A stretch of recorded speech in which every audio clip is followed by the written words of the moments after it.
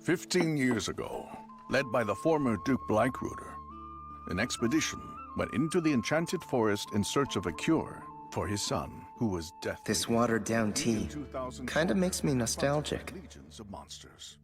The soldiers and the former Duke were killed.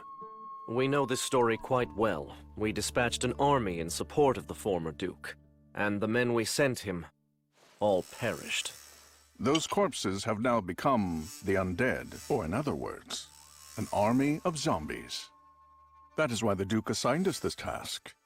He told us to come and purify the undead before it's too late. Before they become greater undead, like liches. He expects us to send troops again? What a bad attitude. Who is that guy anyway? Hey, weren't you paying attention? That guy is Kurt. He's Val's oldest brother. The one next to him is the second brother, Herman. The guy behind them is a village chief who's an aide to their father. I think his name is Klaus. We'll be handling the task of purifying the bodies. The reason we came to see you was to discuss how to handle the monsters we'll defeat during that process. The Enchanted Forest is our domain. If your hunt's successful, you'll have to pay tribute. We'll expect a percentage of any raw materials you harvest and sell. We intend to abide by any contract we're able to forge with you. The reason we're here is to negotiate and ultimately agree on the amount of such tribute. Tell me, how much is the standard rate? Normally, somewhere around 30%. We want 50%. What? Those are the terms. If you don't like them, you can leave. Their armor. What happens to the weapons of the purified soldiers? We intend to recover as many personal items as possible. That would be wonderful. Did you hear that? They're willing to retrieve our people's belongings, Kurt. Can't we be more reasonable? There's no need to recover their belongings. What the hell are you talking about? All of our soldiers come from the poorest families. None of them possess any items worth anything, so retrieving those items isn't necessary. What a creep.